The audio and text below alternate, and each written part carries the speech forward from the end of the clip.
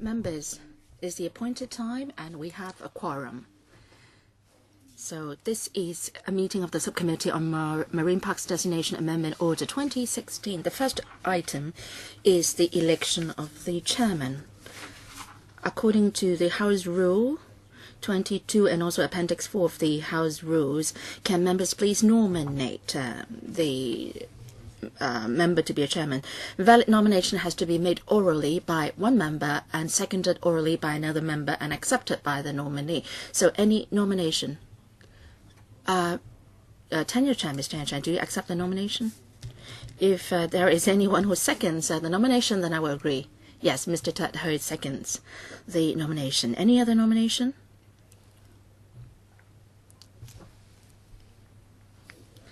If there is no further nomination, so congratulations to Ms. Tenure Chan.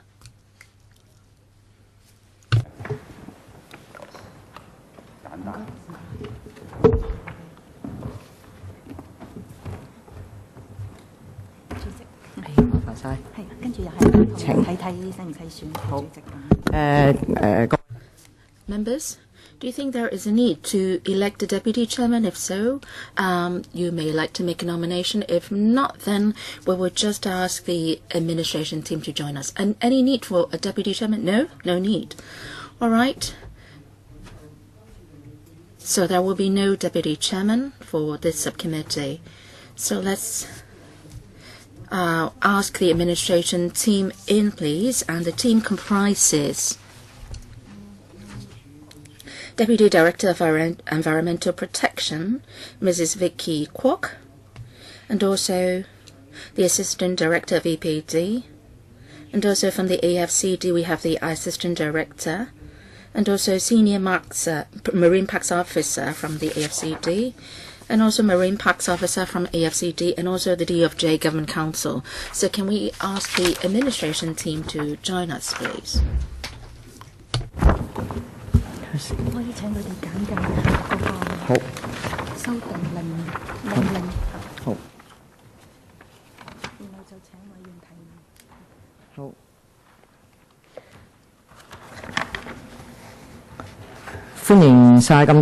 Welcome the administration team from the AFCD and also the DFJ. So can I ask the administration, perhaps the Deputy Director, to walk us through this amendment order, and then I'll open the floor to questions by members. Thank you.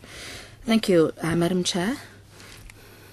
We are introducing to the electrical the Marine Parks Destination Amendment Order 2016, which is subjective to negative vetting.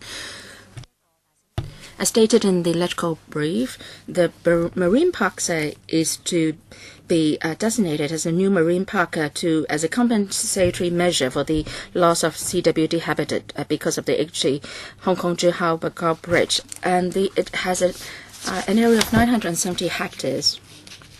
In delineating the boundary, we confirm that this is the Brothers Islands are important habitats of CWD. And we have regard to the dolphin usage, existing facilities, and the marine traffic water quality. We have consulted the stakeholders. And in February this year, we gazetted the destination of the Brothers Marine Park and its boundaries, and the map is open for public inspection. We haven't received any objection during the 16-day inspection period. And the activities around the BMP will be governed under the various regulations. The new development projects will be subject to restrictions, and the speed limit of vessels should not exceed 10 knots per hour, and there will be a fish permit system for fishing activities, and all these can help preserve the CWD habitat. We want to protect the water and fishery resources in the BMP, and at the same time, we don't want to create adverse impact to fishery activities there. So that's why for the BMP, we will take a reference from existing marine park management measures, and we will introduce certain measures, including the issuing of marine park permits and fishing permits to bona fide fishermen to continue fishing in the BMP.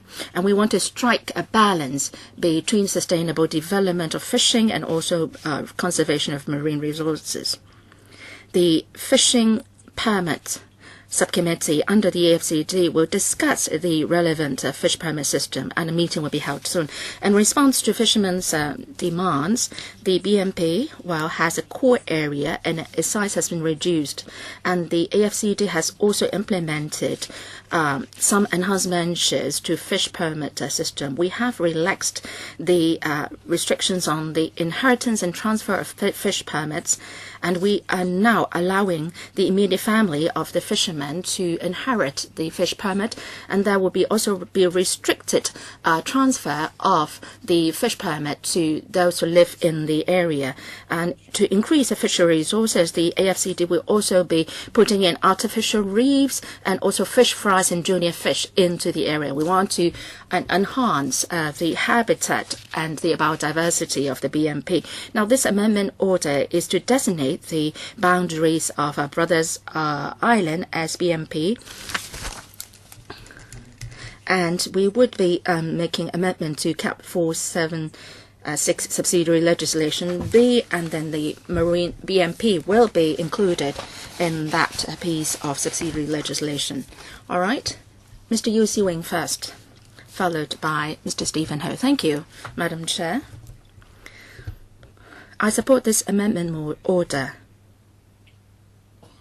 because it will help protect the Chinese white dolphins and also the environment as a whole, so it will be free of pollution. But for this amendment order, will it have restrictions on vessels, for example, pleasure boats?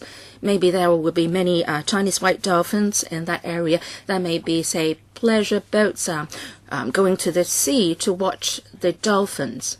So will there be any restriction on the vessel types? And also when they are out there at the sea, would there be any restrictions? And also you mentioned that there will be restrictions on recreational activities, including water skiing, water scooting. I think that's right. But apart from these activities, will there be other recreational activities that will be subject to restrictions? And also, for vessels passing through the Brothers Island, apart from the pleasure boats, there will be speed boats as well. And you say that the speed limit is 10 knots. So for speed boats, they have to travel within the 10 knot speed limit. Will there be any restriction on them in effect? And also for commercial vessels, will there be any restrictions as well? So, Deputy Director, please. So I'll first take the question, and perhaps I'll defer to AFCD to supplement. With regard to the pleasure boats and the watching of dolphins, whether there are any restrictions, Mr. Yu said that in accordance with the Country and Marine Parks Ordinance and Marine Parks Ordinance, within the Marine Parks area, while the speed limit is 10 knots, so for any types of vessels, so that this applies to all types of vessels. And with regard to dolphin watching activities, in order that Chinese white dolphins activities will not be interfered because of such activities, AFCD has issued some dolphin watching guidelines, and we hope that the visitors and the travelers and tourists can observe these guidelines. For example, these boats should travel slowly and in a stable manner, and they should not change direction suddenly, they should not backpedal, and they should not chase after the dolphins, and they should not be passing through the breeding grounds of the white dolphins and passing through groups of dolphins, and they should not be heading directly towards the dolphins. And within 500 meters of the white dolphins, only one vessel is allowed. And also, the FCD will be doing patrol on a daily basis at the area. So we will cut down on any activities which will disturb the dolphins. So can I see that? Can I ask the AFCD to supplement? Thank you for your question. You are concerned about the speed boats going into the marine parks, whether there'll be any regulations on them.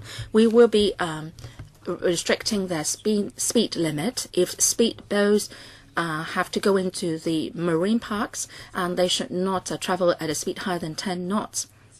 But when we delineated the boundary of the BMP, we have talked to the marine operators, and basically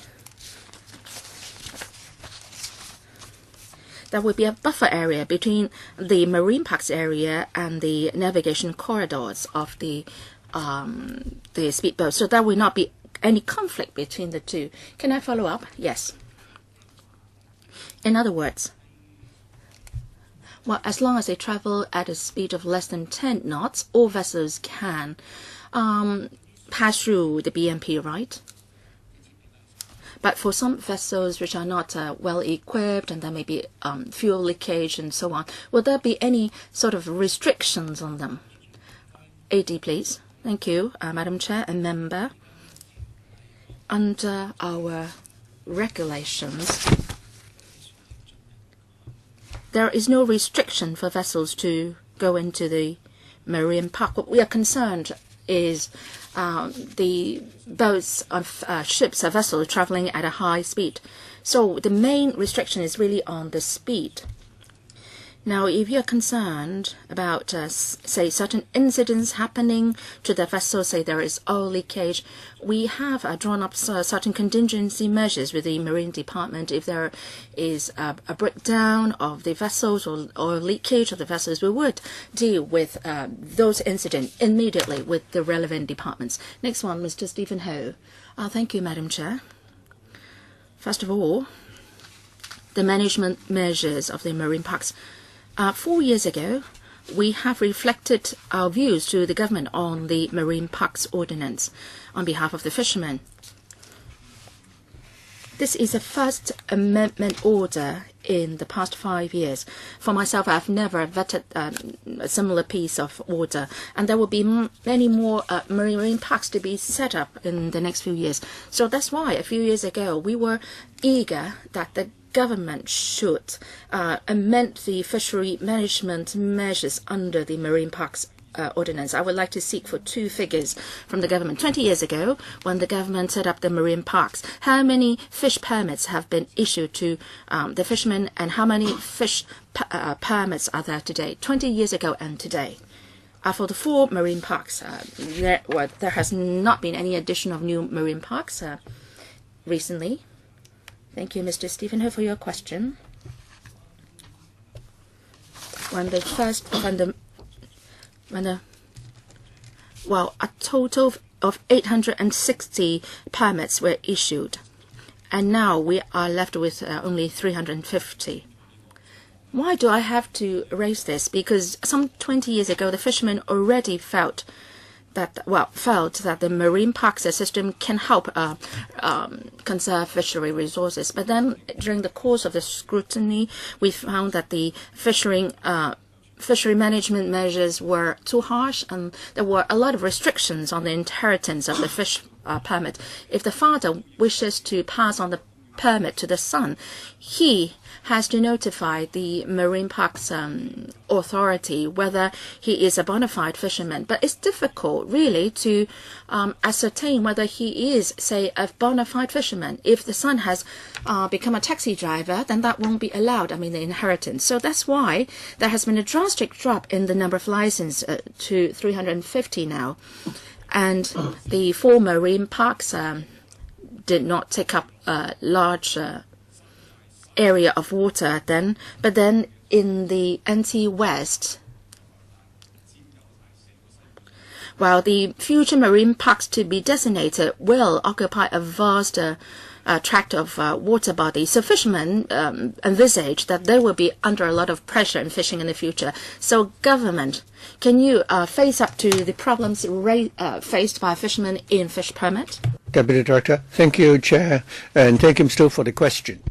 First of all, I must emphasize that the purpose of designating the marine park is that the marine park has several functions, the most important of which is to protect the ecology there and to provide a better habitat for the marine life.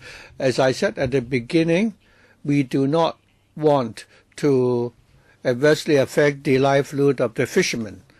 working there. So through a series of management measures and statutory measures, for example, providing more resources, enhancing law enforcement, and coming up with different types of permit systems, all these can help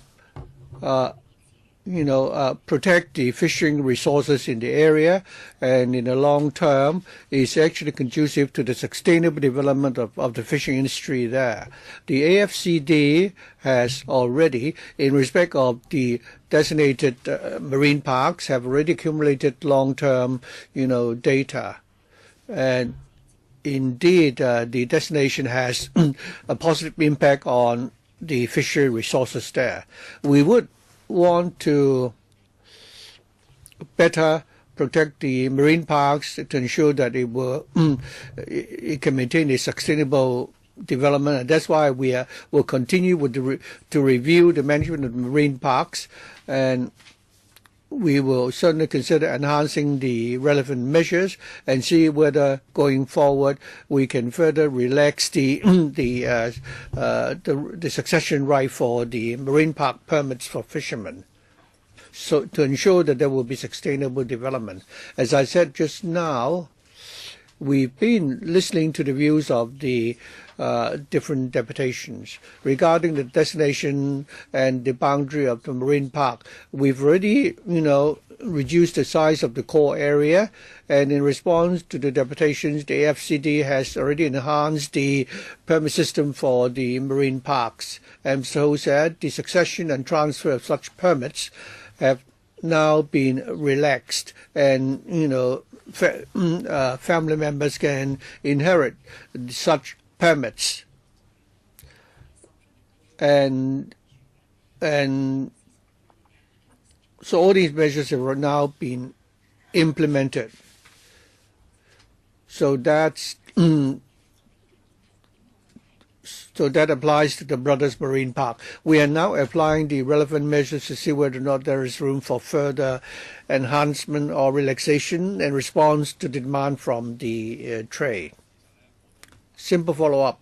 I understand that in the past 4 years, the government has avoided the amendment of the Marine Park Ordinance and adjusted some of the measures, for example, the question of inheritance of the marine park permits. I wanted that there could be a compromise, but recently I've heard from the fishermen that even after you've enhanced the succession and transfer system, some fishermen still cannot inherit the permits of their parents. As a result, the right to continue with the fishing, to continue fishing, will be deprived. So you're not refusing them the permit just because they are not bona fide fishermen. The example I gave was that the son of the fisherman has changed his profession, and then he is not entitled to inherit a permit. So, and that's why this time I suggest that the government will be concerned about the difficulties encountered by the fishermen in respect of the permits. Deputy Director, I think you should talk to your colleagues in the AFCD to find out what exactly has happened. Why is it that over the years the fishermen have so much grievances? Most important of all, in the actual operation, it is so difficult for them to obtain a permit. So even if you're talking about a couple who are fishermen, and if they want to hire, a helping hand and want to add, an authorized person, that is also very difficult. So this management system is actually, an obstacle to the development of the fishing industry, and many fishermen would instead rather give up the fishing boats instead. So other than restricting the choice that they have, you're even restricting the place where they live. Now, because of the permit issue, the son who lives in Twin Moon, I mean, and asked the parents to join them and move to Twin Moon, and the parents will refuse because once they move, they will lose the license. I hope that the director can, and I think I've talked to the officials present here today many times already, that is in future when you review the management of the fishing industry, you will really will need to look at these cases and don't just tell us that you've already implemented many enhancement measures. If you preserve the fishing resources, there won't be any fishermen to catch them. Why is it that the number of permits have now dropped to only 300? So please respond to my question. How can you give us the confidence that once we, approve the amendment, how can the fishermen have the confidence? I think you should, kick off a review. So, have you heard the voice of the fishermen? Thank you, Mr. Ho. I think we've heard Mr. Ho's point. We understand that the fishermen's concern. As I said, we've already kicked off the review of the fishery, facilities. In the course of the review, we'll certainly consult the trade extensively and to understand the concern. When will that review be concluded? We will talk to the stakeholders as soon as possible, but we all understand that the review would involve the review of the ordinance, so that would require a lot of work and takes time. So that will probably take a while. But we'll certainly, liaise with the stakeholders as soon as possible.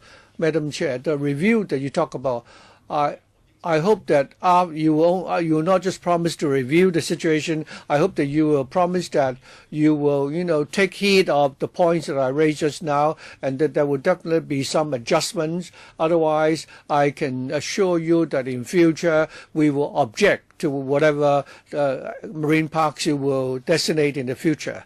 Dr. Yeo Chung Yim. First of all, I welcome the administration's designation of the marine park at the Brothers Islands. In fact, that is not good enough. The Green Group would want you to increase. I think if by designating the Brothers Park is only 4%, is far below the 10% that we demand. In respect of the amendment, I have 3 points or questions regarding regulation. Some members already said that if you only restrict the speed limit of the vessels operating there, it may not be good enough to ensure the protection of the marine ecology there. So my question is whether there will be any further measures to restrict the number of fishermen operating in the area. I heard that there will be restrictions on the method of fishing and also speed limits, but will there be also measures to deal with pollution or the degradation of the marine ecology? In terms of management, how will you do that? Will you only act upon complaint, or will you proactively conduct inspection, or would you implement the control measures at the point of the issuance of the licenses? And thirdly, in terms of penalties and the evidence required for prosecution, how are you going to enforce the law? Should there be speeding? Who is going to provide the evidence? If there should be any breaches, what will be the penalties? I don't think we have such details yet. And finally, will the government conduct, surveys of the marine ecology and periodically submit to this council reports regarding how the marine ecology has improved? So 4 questions, mainly about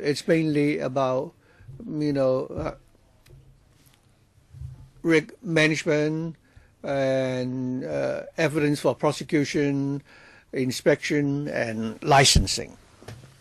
I'll ask the Assistant Director to answer those questions. Thank you. First of all, other than the speed limit, what other measures will be in place? We mentioned just now that within the marine park, we will be setting up a core area, which is a restricted zone. And the control measures are even more stringent within that core area. All fishing activities will be banned in the core area. We will also place some artificial reef and fish fries there so that we can provide, a habitat for young fish to grow there. So in terms of management, I think there will be tighter restrictions within the core area. As for the other parts of the marine park, regarding the vessels entering the area and the fishing vessels operating there, we will manage by way of a permit system. For trawlers, they are already subject to regulation throughout the entire territory. And we will have inspection vessels in the marine park to conduct patrols. I'm sure that the enforcement within the marine park area will be a lot tighter than those in the other waters. As for the standard of proof, in the course of enforcement, our colleagues will be responsible for the collection of evidence and also prosecution. In terms of restriction of fishing activities, they will inspect the fishing vessels to see whether or not they have the valid permits and carry out enforcement accordingly. Mr. Chen could perhaps supplement on the point about penalties. And regarding inspection, in paragraph 15, we understand that there will only be one vessel covering the whole marine park. Would that be enough? Mr. Chen. Thank you, Madam Chair, and thank you, members, for the question. Let me supplement on the question of enforcement and patrol. After designating the marine park, the department will have additional resources to procure additional manpower and vessels. We will deploy our vessels and staff to conduct, random inspection in the marine parks. Over the past 3 years, we have conducted 4,000 to 5,000 inspections or patrols within the marine park area, inspecting close to 5,000 vessels.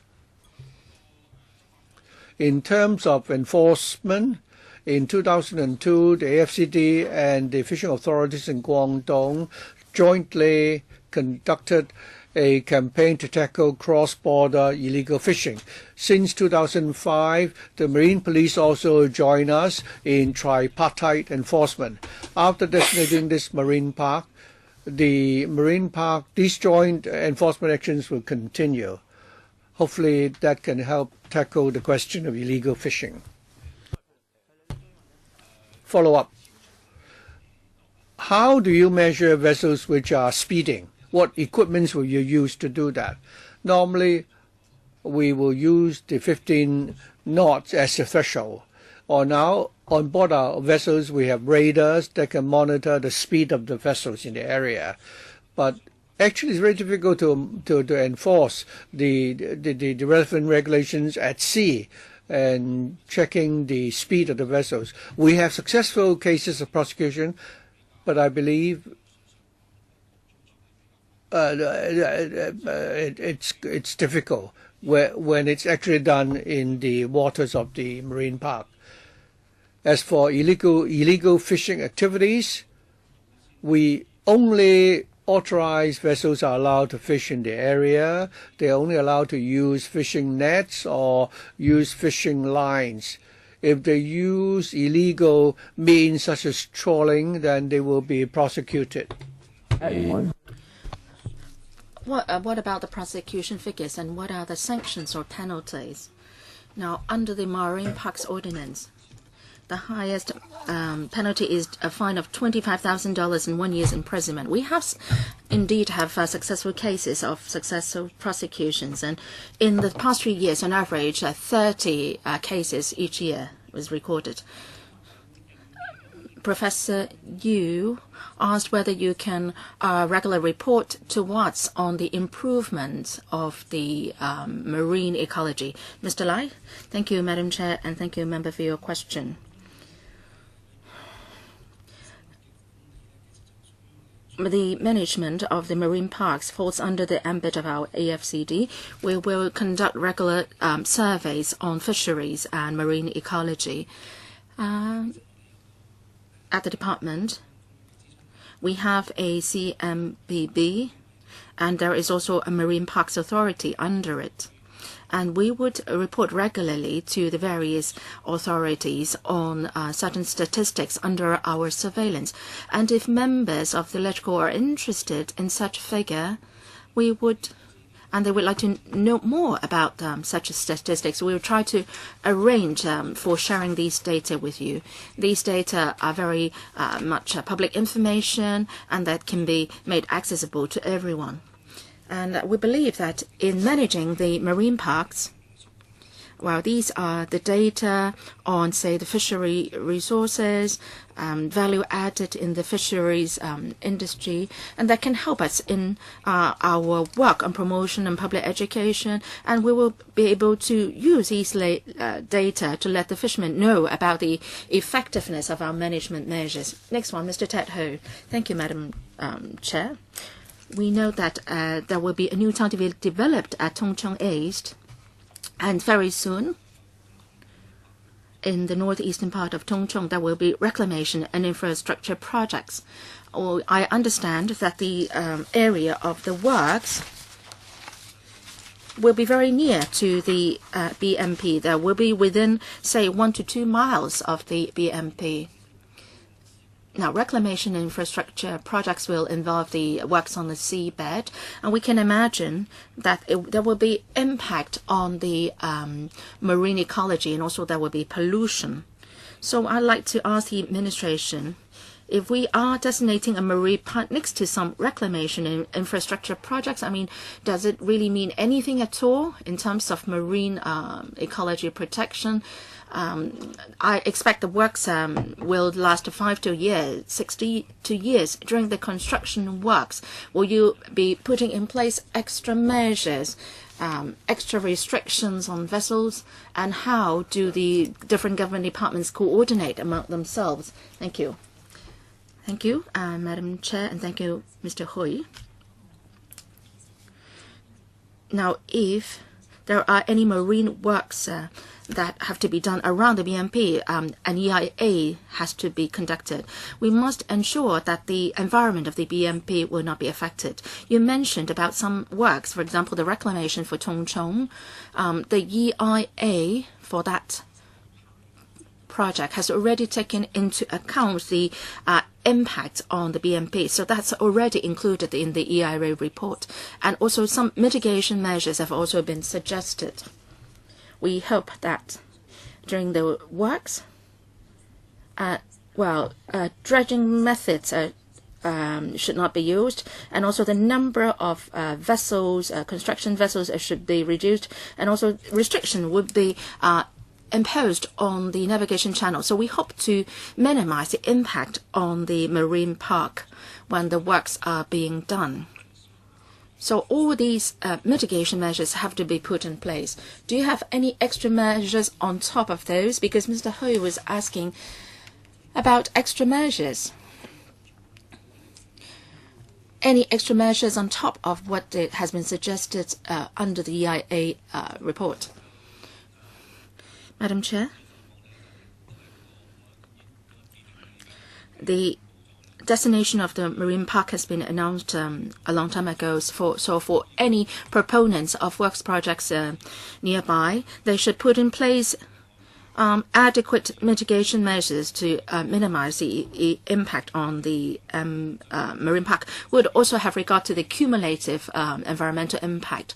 So the they have already considered what you said.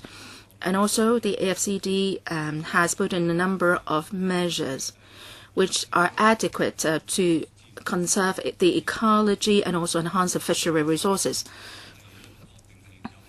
These are confirmed to be effective measures so far, and these measures will continue.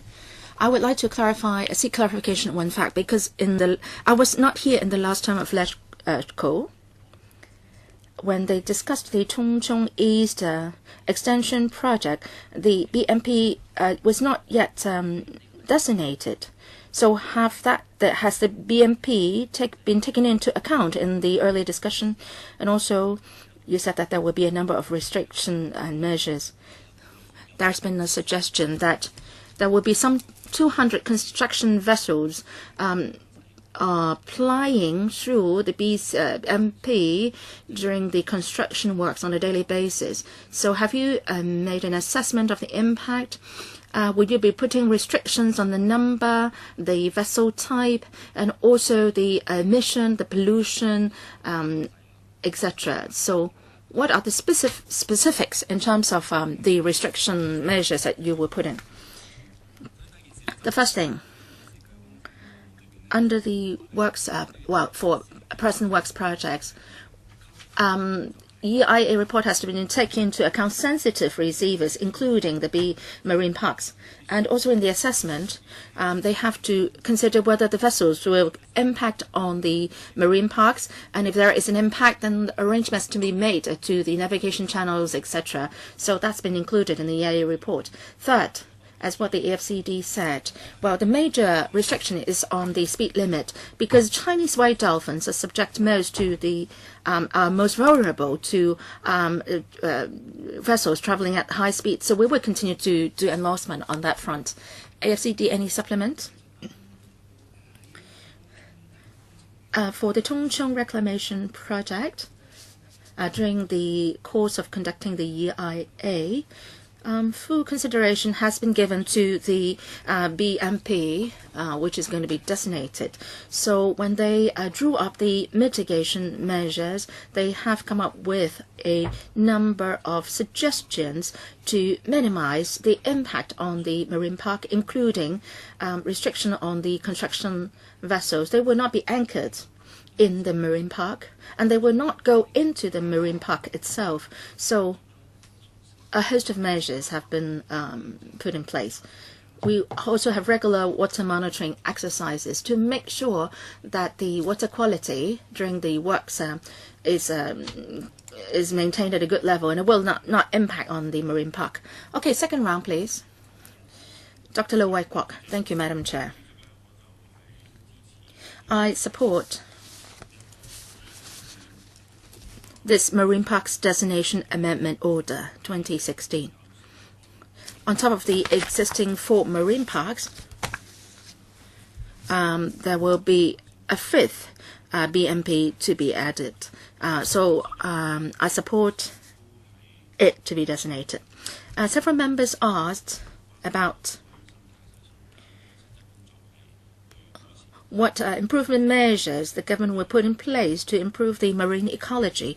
I am also asking a question in that area. Now, this is the 5th marine park. There have been 4 others in Hong Kong. Not everyone has a chance to visit the marine park, Ho Ha Wan, Yan Chao Tong, Sha Chao, and Long Ku Chao, and Tong Ping Chang marine parks. These are the 4 in existence. Can you spend a little bit of time to explain to us whether the ecology in these 4 marine parks has been improved as a result of the designation of the marine parks? I really hope that through our work here, by designating the marine park, the marine ecology can be improved. Is there a real improvement in the marine ecology for the various sea organisms, fish, and how are they faring in these marine parks? Now, there have been media reports which say that you have implemented proactive measures. In the past, you find that there are the number of reefs have been reduced, and you are placing in artificial reefs to provide a better habitat for fish. Now, perhaps today we might not be able to discuss these in detail. At least we should hear something from you, and perhaps later on at the panel, the relevant panel, you can do more explanation. But please, today, spend some time to elaborate on these so that we can rest assured. Thank you, Dr. Low, for your question. And then I'll say something brief, and then I'll ask the AD of AFCD to supplement you and provide you with the data and figures. As I said in the beginning, the AFCD has been, in relation to the existing marine parks, been closely monitoring the environment, and the data tell us that the fishery resources around the marine parks have been sort of consolidated and enhanced even, and that this shows that the number of fish in these marine parks has remained stable. The species of fish in marine parks are also larger than those outside the water bodies outside the marine parks. And also the AD of AFCD can supplement on that. We are also concerned about the effectiveness of protecting Chinese white dolphins. Let's take a look at the Shachou and Longkuchao Marine Park. That is also to protect the Chinese white dolphins. Several years ago, the AFCD commissioned the CUHK to do a survey.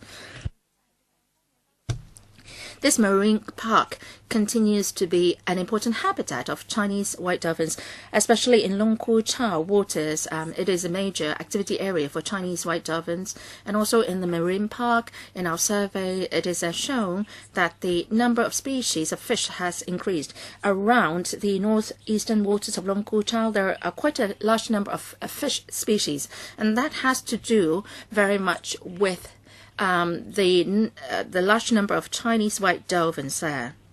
So we can see that the marine parks can be very effective in conserving the marine ecology and also fishery resources. AD of AFCD, please. Thank you, Madam Chair. Thank you, Mr. Low, for your question. We have now 4 marine parks and 1 marine reserve. The purpose of designating them, differs. We will look at the individual shore sea water characteristics of the individual areas and set up the marine parks accordingly. Some of them are to conserve, say, Chinese white dolphins, others coral reefs and so on. So AFCD has all along been conducting surveys on the ecology in these parks, and on top of that, we are also managing these marine parks to protect the water and marine environment. We would go regularly to clear the garbage along the seashore. We've heard recently that this is quite a problem, but at the marine parks, that kind of a problem would not happen because our colleagues are regularly clearing the garbage along the shore.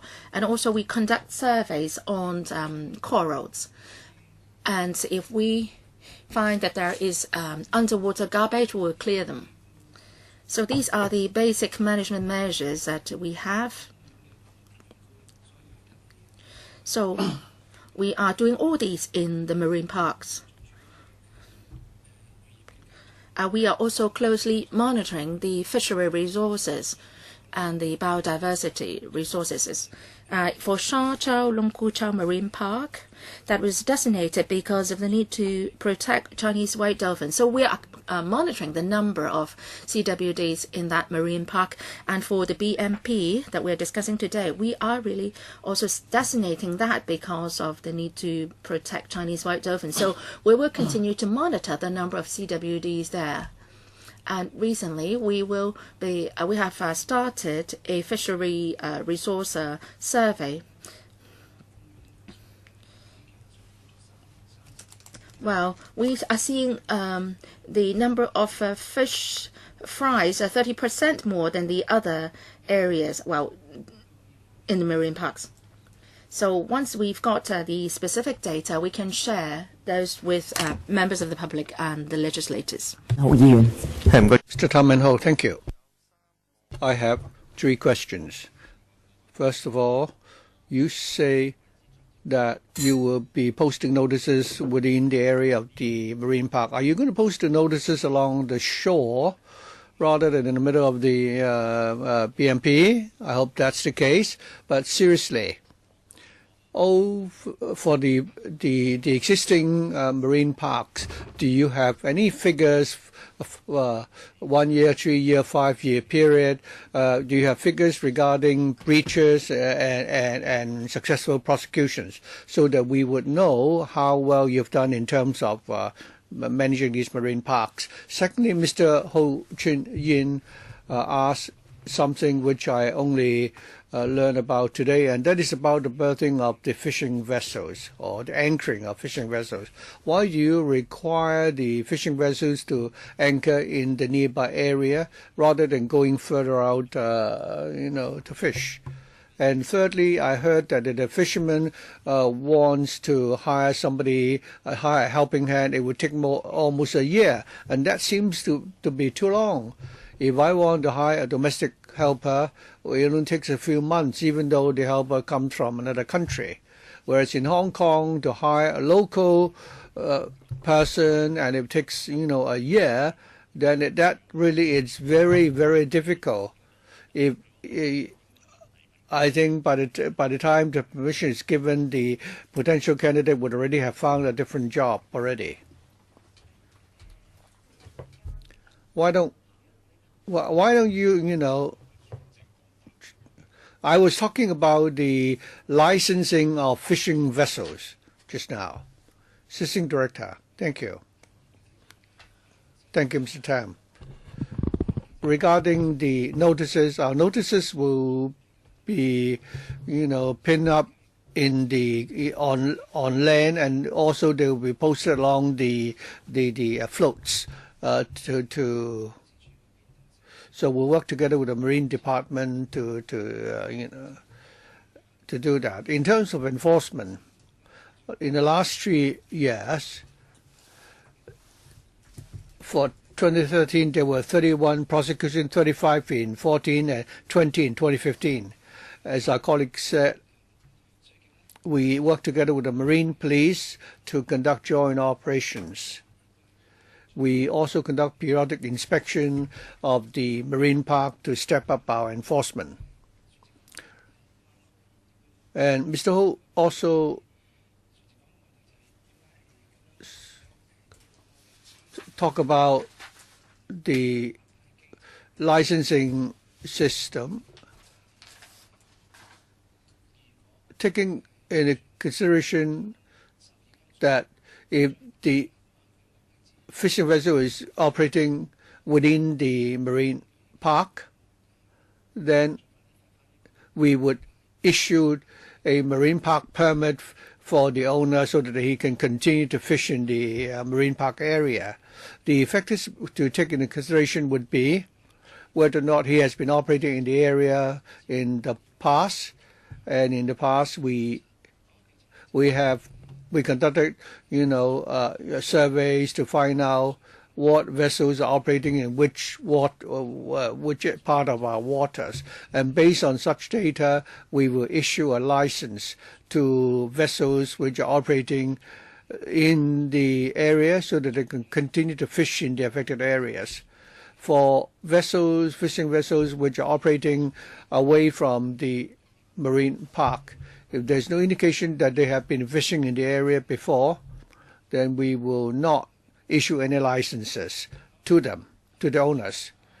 The Deputy Director just now said that in future we will be reviewing the management measures for the fishing industry there. We will certainly listen to the stakeholders to see how we can further enhance the measures in future.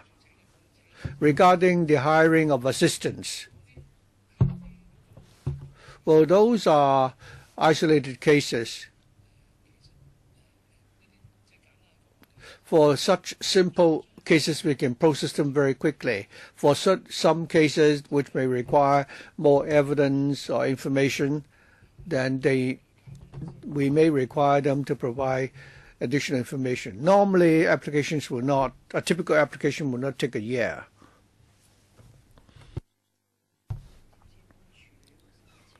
So normally, when you process an application to hire an assistant, how long does the application take? If someone has already submitted all the required documents, how long does it take? Do you have any performance pledge? For example, within how many days will you finish processing the application? Okay. Oh, thank you, Ms. Lee. Let me explain briefly. If we talk about the marine park fishing permit, we do have a procedure to allow the fishermen to add an authorized person, and right now we allow the direct family members to be added to the. So we would conduct an interview, and if they submit the relevant documents, if the applicant is a son, then we can require them to provide a birth certificate, and 3 days after the interview, we can, issue them a new permit. If we're talking about application to add a direct family member to the permit, then it would be a lot simpler. How about authorized persons? So far, according to the present system, I think the fishing permit is aimed at would only cater to the fishermen who were affected when we designated the marine parks then. And they normally operate as a family. For the 300-odd permits, normally we're talking about vessels such as P4, which are very small vessels.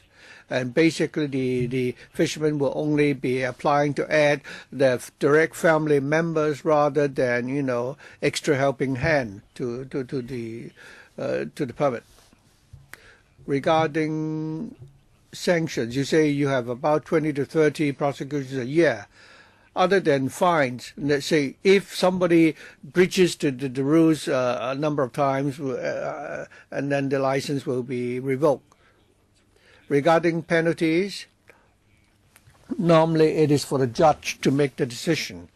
And we take into consideration two factors. The court will look at the severity of the case and whether or not it's the first-time offense or repeated offense. In the latter, the penalty will be tougher. The department will, in the light of the breaches, consider that in the licensing committee. If that person is already on the blacklist, we may suspend or revoke his license. Well, we have had such cases before. Mr. Jonas Ho, thank you. I've been thinking what we have been doing. I've tried our best to understand your rationale. Actually, the marine park. What is the purpose of designating the marine park? 5 years ago, we wanted to build the Hong Kong-Macau Dry Bridge, and EIA was conducted on the marine ecology. In particular, we were concerned about the Chinese white dolphin. When you build a bridge there, the fishes will go away. They may go to Lung Kau Chau or go to the waters, outside of Tai O. Why don't we then provide them with a sanctuary there? At that time, we had to consider the number of Chinese white dolphins in their territory and the scale of the projects which will take place there, and then we will look at the size of the sanctuary required. Dolphins are not stupid. They will not just swim around in the waters, with a size of 900 hectares. If they cannot really find enough to eat there, they will leave the area. This time, now we are designating the marine park. Now who is going to be affected? We have stakeholders who are the fishermen and then you tell us that never you don't have to worry. We'll issue the permits. You can continue to fish there. 5 years of lapse, and you've engaged experts to look at the impact on the ecology, the water quality, and one of the things you found out was that you have vessels traveling at high speed in the area. It will affect the ecology there, and hence you need to enact legislation to limit the speed and also the pollution of these vessels to ensure that there will be sustainable improvement in the ecology there. Well, in that case, the deputy director told us that for the fish fries, there are 30% more such species within the marine park than outside. So my question now is, how many dolphins do we have there? The purpose of designating marine park is for the benefit of the Chinese white dolphins and not any other species. So you say, secondly, you call this a marine park. Is it a park for the dolphins or for humans? We need to be balanced. So how will this park be used? We are designating this marine park, and we're going to spend close to $3 million, more than $3 million to buy, a patrol vessel and so on, and you had more than 30 prosecutions and so on. I was thinking what exactly we are doing. I'm very confused. What exactly are we doing? If you could give me a specific standard, within the 900 odd hectares, you have about 30 dolphins there. You should. Can you give me the number? These 30 dolphins may not be there. You have radars and trackers to track these dolphins. I think when you conducted conducted study in the third runway, you look into that. So give me the figures. How many dolphins are operating in the area? And for the marine park, could you tell us how many people actually go to the marine park for pleasure or for tour? I can tell you nobody dives there. People who dive will not go there because there are silt in the area, and the seabed there is so dirty. Although I've not dived there, I can imagine. Thirdly, within the boundary of the 900-hectare marine park, we are congratulating themselves for the good work we've done. But I've searched Google. I said that the barges are already unloading, the silt there, and how are we going to enforce the law there? I think we should enforce the law, not just within the marine park. The commercial vehicles which are also emitting a lot of pollutants in our waters, in N19 near Discovery Bay, the people who swim there from 4 a.m. to 7 a.m. you have about 300 swimmers swimming there, but about 150 to 200 kilometers away, the barges are operating there. They are,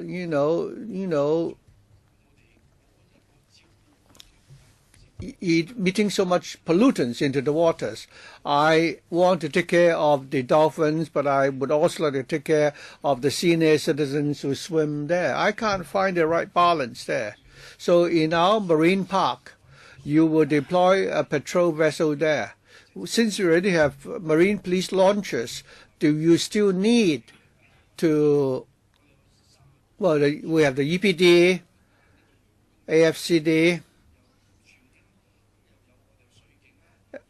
and the Marine Department. So in terms of enforcement, I don't think you need to spend more than $3 million. Why don't you ask the other departments to step up the enforcement? And after we've done that, how can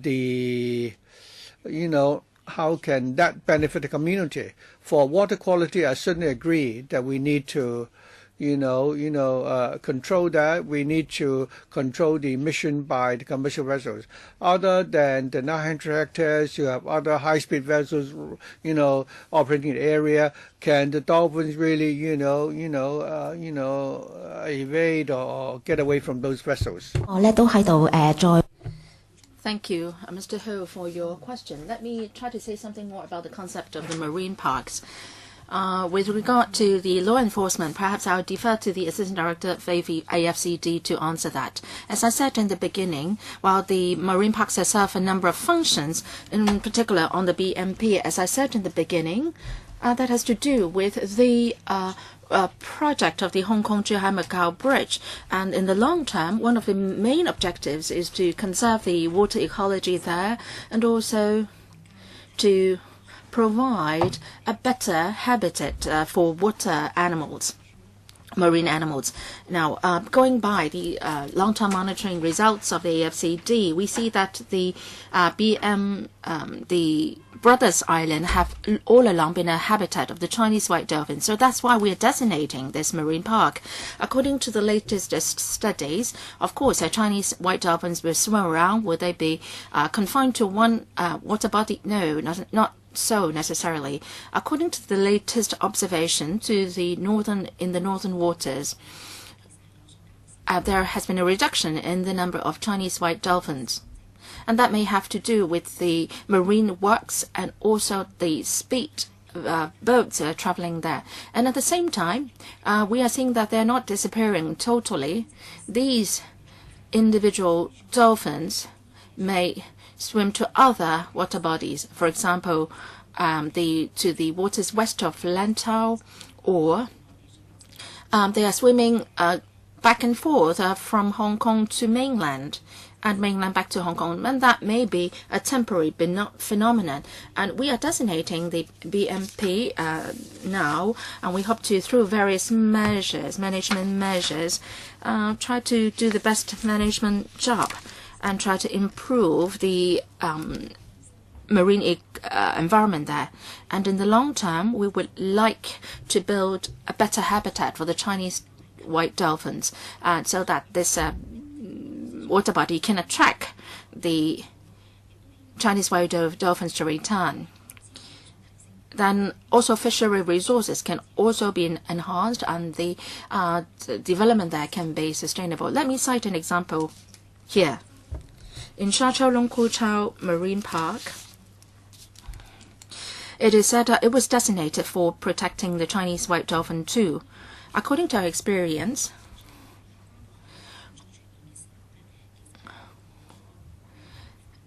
the marine park would be able to attract the Chinese white dolphins to return. And with regard to the law enforcement situation, I'll defer to Mr. Lai. Thank you, member, for your question. In designating marine parks, well, we have a long-term objective. Maybe the results could not be seen overnight.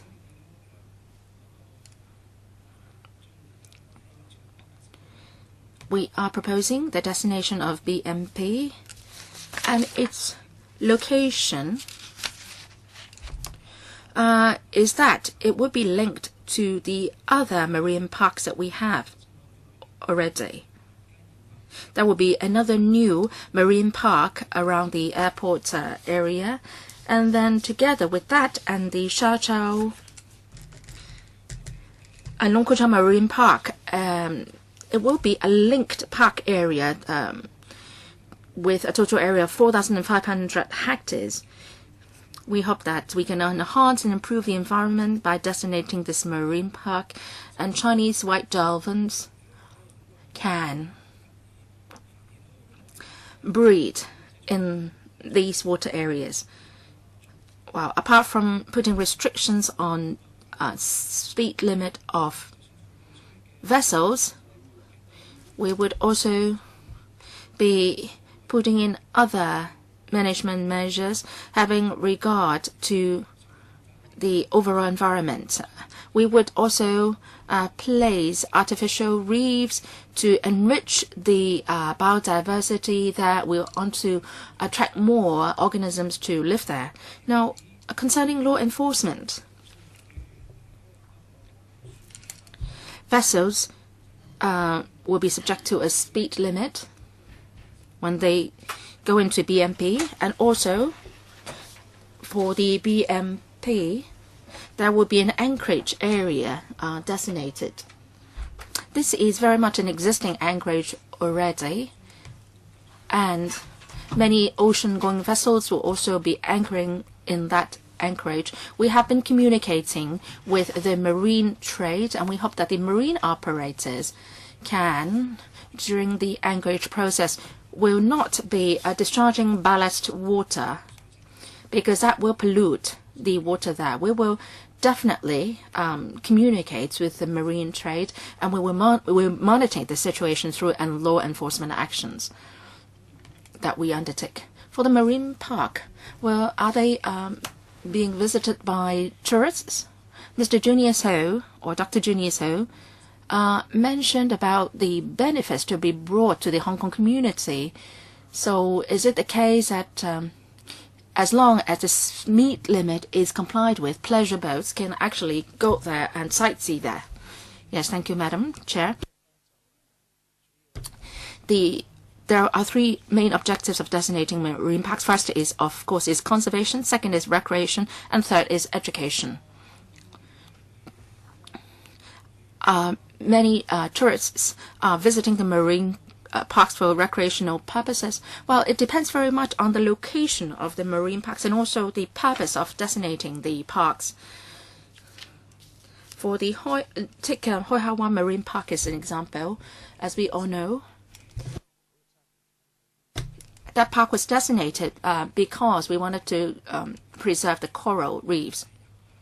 So that park is is visited by tourists and students very much. And also it's very accessible. It's accessible by land, so it's very frequented. And for the BMP to be designated, right now there aren't many recreation and educational activities going on there. But once the marine park is designated, we would take the initiative to liaise with the stakeholders to see whether it's possible to do education activities there, and also we would do more promotion so that more members of the public can appreciate the beauty at the marine park. Okay, we are finished with the first round. It's my turn to ask a question, and then we will go to the second round. In the paper, well, Mr. Stephen also asked this question. I would like to understand, how do you ascertain whether a fisherman is a bona fide one or not? Because the Marine Authority has a discretion to issue fish permits to bona fide fishermen. How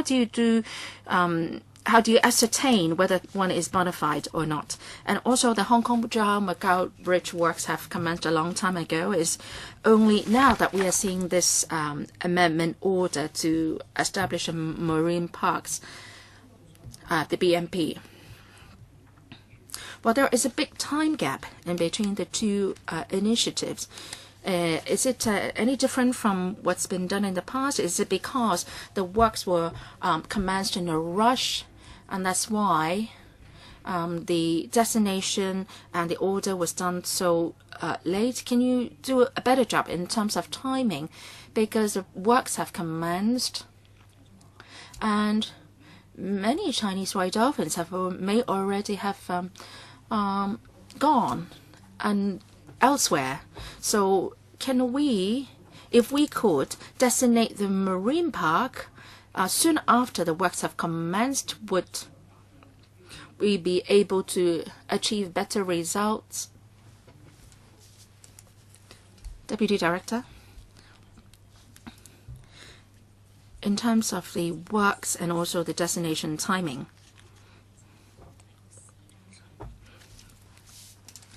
I think the time ties in with the environmental permit, the time when the environmental permit is issued. The EP holder is the Highways Department, and it has to do some preparatory work for the marine parks, and it has to conduct studies, has to do consultation, and so on. And the aim is that after the works commenced, the designation could be done as soon as possible, after the works have been completed, rather. So for the Hong Kong-Zhuhai-Macau Bridge Works project,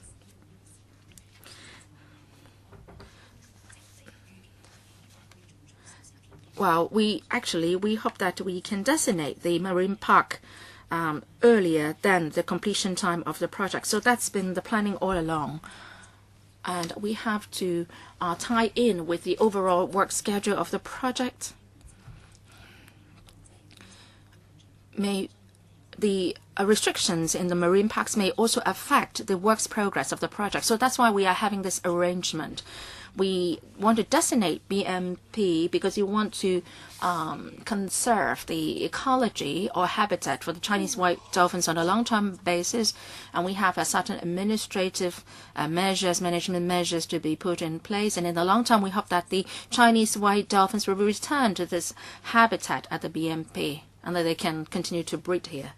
So how do you confirm whether a fisherman is a bona fide one or not? Mr. Chen? Thank you, Madam Chair, and thank you, Member, for your question.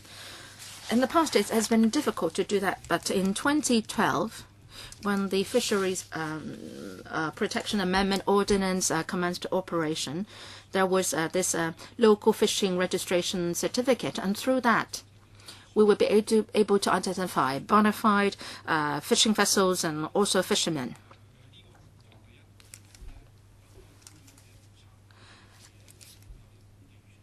The fishermen should own the local fishing vessels registration certificate. That's the #1 criterion. And there are also other criteria to be factored into this.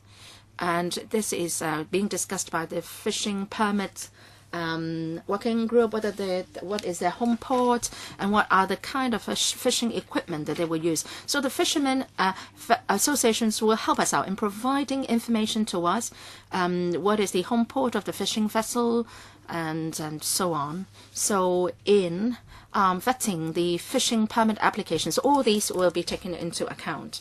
Second round, please. Mr. Stephen Ho is the first one. We do have ample time. I will not restrict your time to speak today.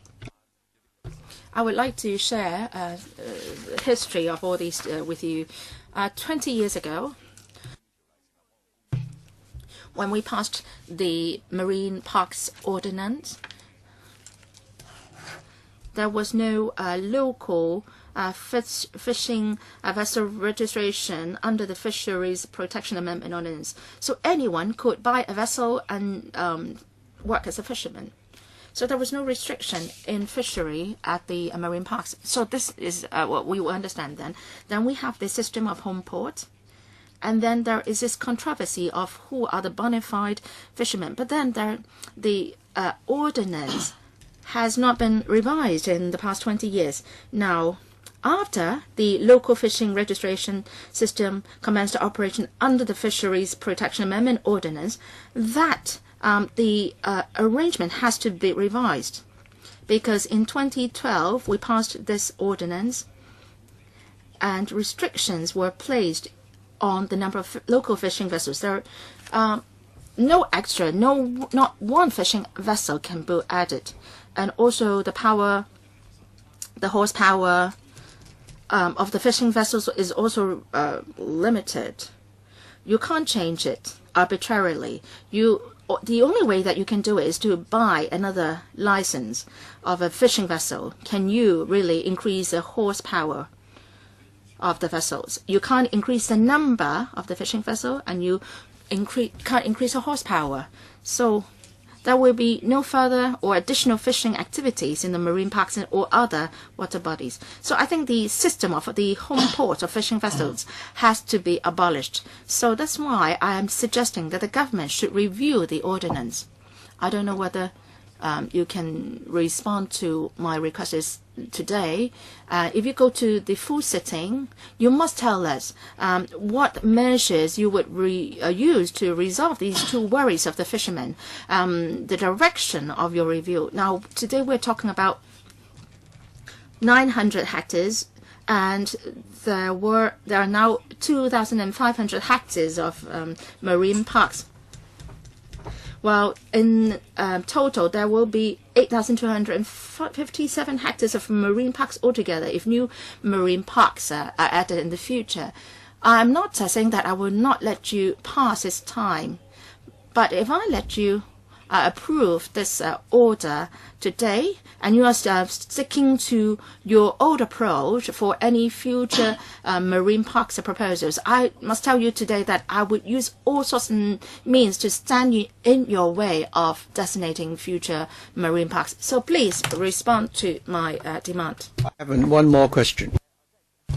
Why don't we, put the question later?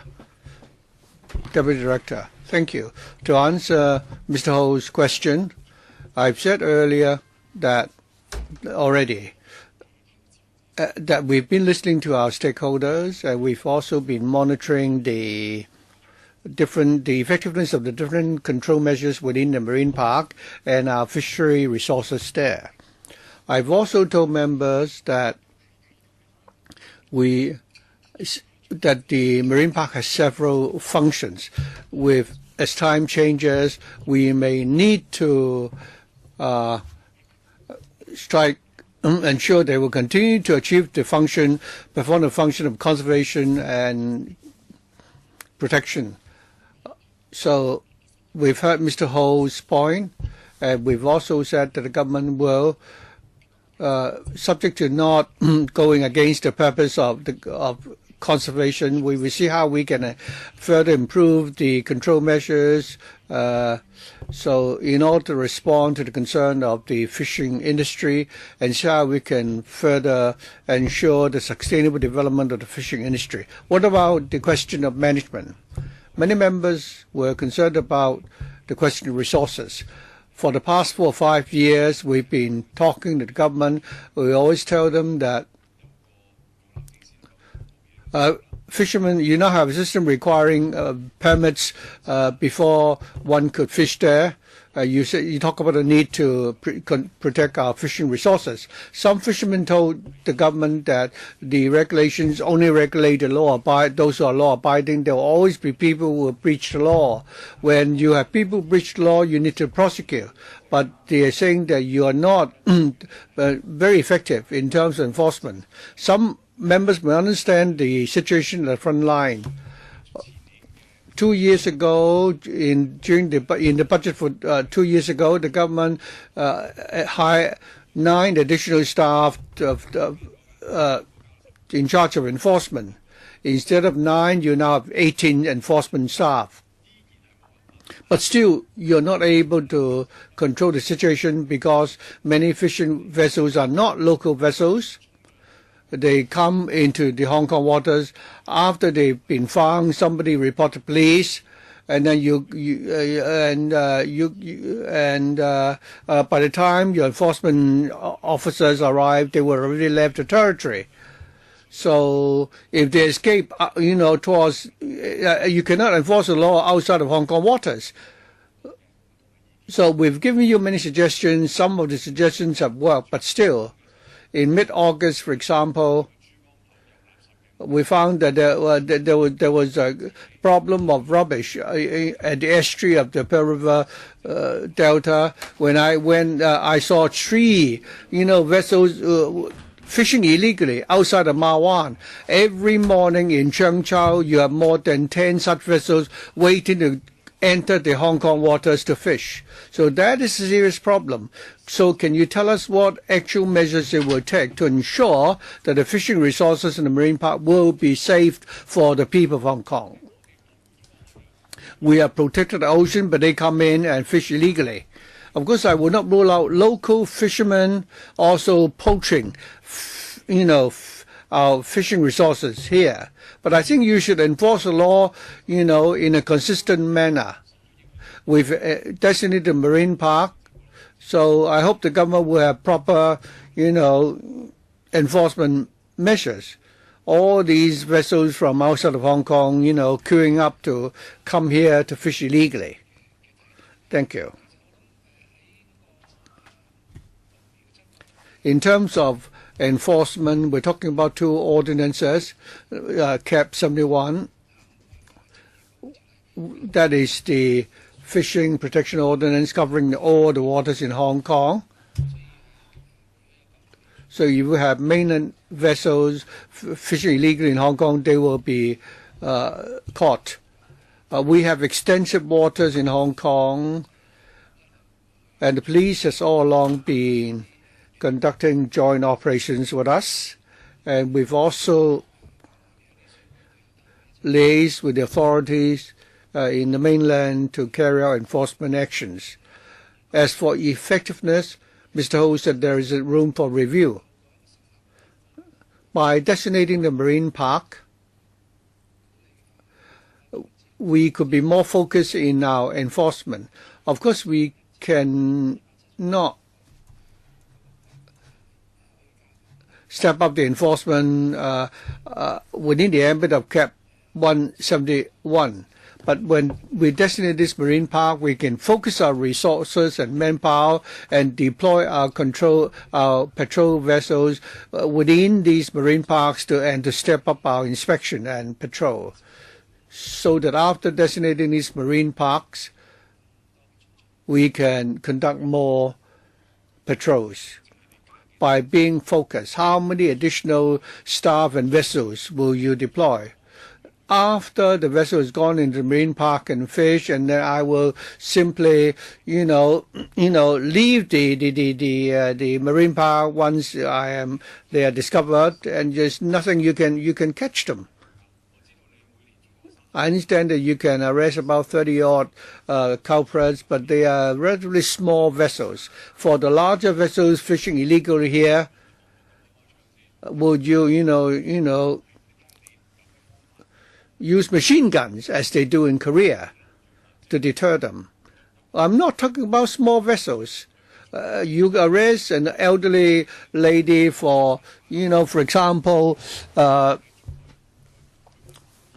polluting the area, fine. But you can catch small fries, but what about the large vessels breaking the law? You're not being consistent. So I want to see how you're going to arrest those large vessels fishing illegally here in Hong Kong. Do you have enough resources to tackle these large vessels which are fishing illegally in Hong Kong? For these large vessels going into the marine parks and fish illegally, do we have enough resources and manpower to deal with that? Not just to drive them away, but also to prosecute. To answer Mr. Ho's question regarding this marine park, we have 10 additional staff and procure and 1 more patrol vessels. Regarding the large vessels fishing illegally in Hong Kong, of course we can cooperate with the police, and Mr. Chen can perhaps tell us about your experience. We're also concerned about illegal fishing in Hong Kong. As our Assistant Director said, we will be deploying 10 additional staff. We'll be buying 1 new vessel. For our entire team, we have 90 vessels. And we will be redeploying our patrol timetable to step up our enforcement within the marine parks. Regarding vessels from across the border going into the marine park to fish illegally, we will prosecute them immediately. But in cases where we don't find them, or if they immediately leave the territory at high speed, what we normally do is that we will record such information and the photos that we've taken and forward them to the law enforcement authorities in the mainland for follow-up. We have had successful prosecution in the past. Every year we work closely with the law enforcement authorities in the mainland to conduct joint operations to we would supply to them all these, information regarding illegal fishing by vessels from the mainland. I understand that the government has done its part and there have been prosecutions, but I think what I'm saying is that it's not enough. And we don't have any representative from the Marine Police today. We're not going to enact the legislation today, but after you've designated the marine park, you still need to rely on the Marine Police to enforce the law. So that would also, increase the workload of the Marine Police. Your 9 patrol vessels do not have the ability to tackle these vessels from the mainland. You still need the support of the Marine Police. So the Marine Police is not present here today. And they may say in future that we are actually, passing on the buck to them. So perhaps the environment panel can also follow up on this in future. Mr. Chifeng, regarding the Brothers Marine Park, well, the officials told us that the marine park will become, a base for recreation and education activities. Will you be setting up, piers for tourist vessels there, or do the vessels have to come from another area? Since this is going to be a base for recreational and educational activities, would you consider setting up a pier there? Regarding the codes or guidelines, while you talk about enforcement, but in terms of promotion, will you be able to not only reach out to the fishermen, but also the operators of the, pleasure launches and so on. So other than stepping up enforcement, can you do better in terms of publicity? And I think that is, and I always think that prevention is better than prosecution after the offense has been committed. Assistant Director, thank you. As to whether or not we will build a pier within the BMP, we've actually considered this earlier. But within the area, there are restricted zones where vessels cannot enter. So we've already considered the possibility of building a pier there, but we found out that it's rather difficult. But in the ports nearby, in Tin Mun and Lantau, I don't think it's a long distance going from Tin Mun and Lantau. Should there be any, tourist coaches who need to go to the marine park, I don't think they need to travel a long distance. We've also thought of some measures that we will apply in future once the destination order comes into force. We will liaise with the stakeholders, especially the operators who organize sightseeing tours there. We will promote our guidelines to them to let them know what are the things they need to pay attention to. Will there only be sightseeing tours there? Will there be people who go there for recreational purposes? Although you will be setting floats there. Within the BMP, the waters of BMP, there are no recreational activities going on there at the moment. there are 2 berthing areas there. So in terms of management of the BMP, we've heard that in Hoi Ha people can canoe and dive there, but in the BMP that could be more difficult. What we are thinking of at the moment are only, educational activities. If members do not have any further questions, well, let's take a look at the timetable. The order will come into operation on the 30th of December 2016.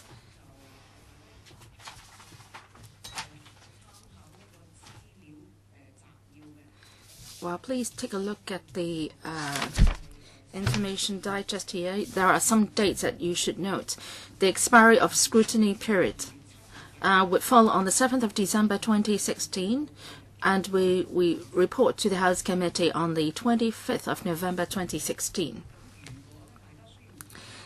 If we want to extend the scrutiny period,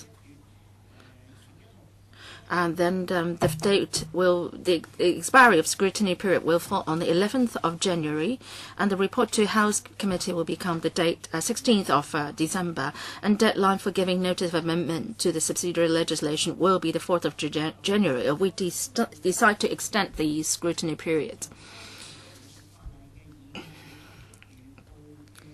It is a normal practice for the subcommittee to report its deliberation to the House Committee before the expiry of the deadline for giving a notice of a motion to amend the subsidiary legislation. And with members' concurrence, the chairman may move a motion at the council meeting of the 30th of November or the 7th of December to extend the scrutiny period to the 11th of January 2017. Any objection? Extension? Yes. Yes. We will then extend the scrutiny period to the 11th of January 2017. Also, I would like to ask members whether we need to invite submissions from members of the public on the order. The paper says that they have done 2 rounds of consultation, and after the gazetted, there is a 60-day period in which there is a public inspection of the order, and no view has been received. Do you think that we still need a public hearing? Well, that's not exactly right when they say that there is no objection during the 60-day public inspection period. We have been communicating with the government frequently, and there is indeed objection, but it's not just raised during that 60-day period. We have raised many questions, including the question on the marine police. So can the government give us an answer to all these questions, including, say, enhancing the fisheries protection ordinance, etc.? Any questions? Regarding the extension of the scrutiny period, perhaps the clerk can explain, or the secretary can explain.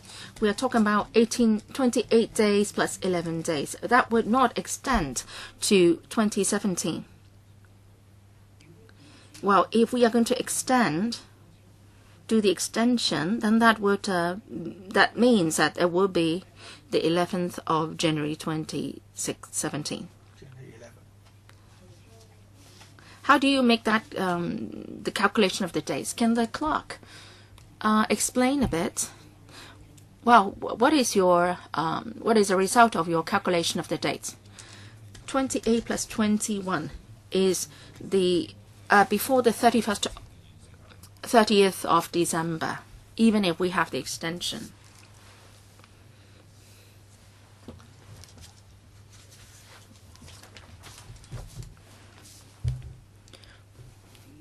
Please switch on the mic. The scrutiny period, 28, that will follow the day when the order is introduced to the Legislative Council. So that's 28 days, as we all know.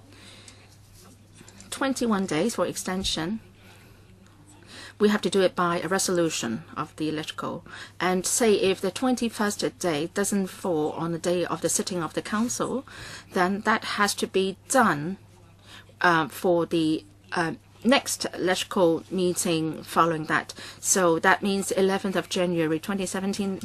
Well, in the last week of December, there will be no electrical sitting. So that means 11th of January 2017 as a result. Thank you for your explanation. The order will come into operation on the 30th of December 2016.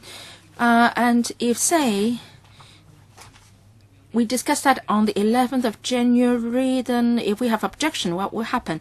Well, because this order is subject to negative voting, so in any case, the order will come into operation on the 30th of December. So can the administration tell us, well, within that 10 days or so, will you do law enforcement action?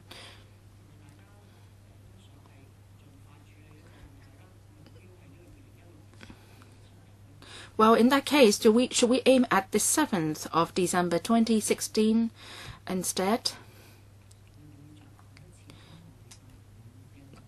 Can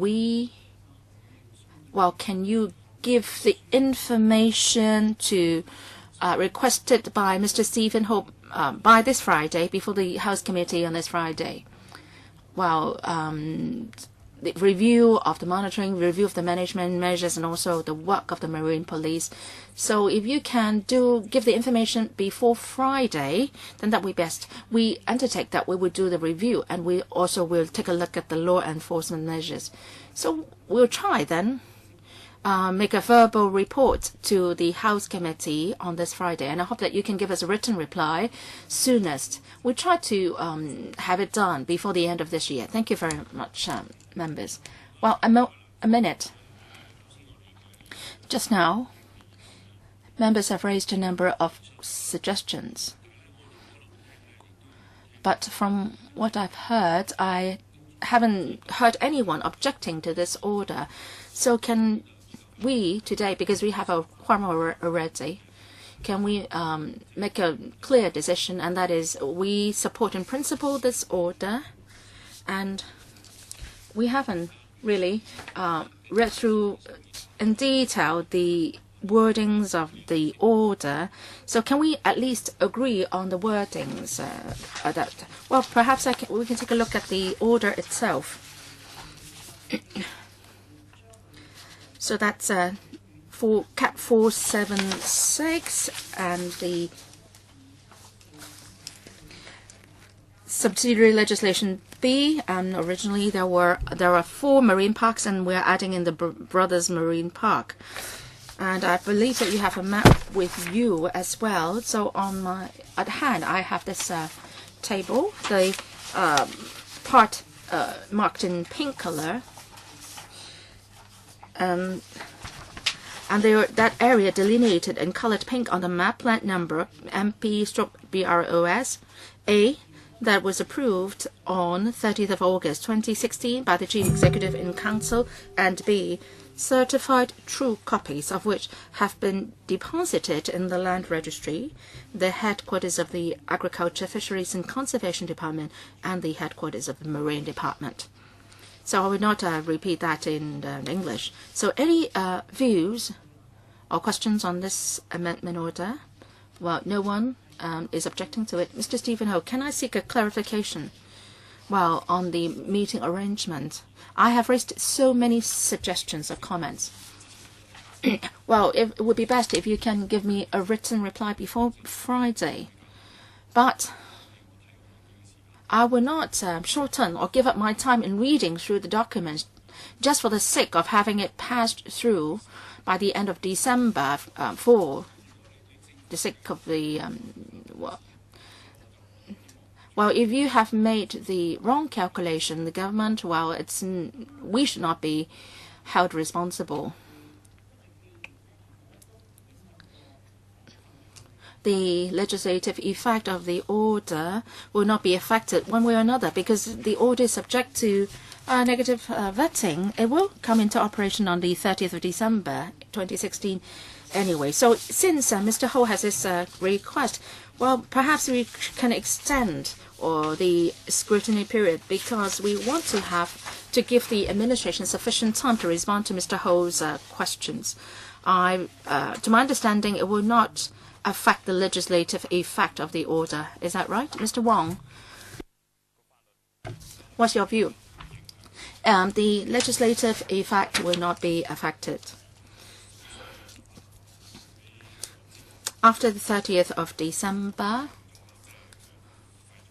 unless the order is abolished, all the law enforcement action will be undertaken and the legislative effect will not be affected.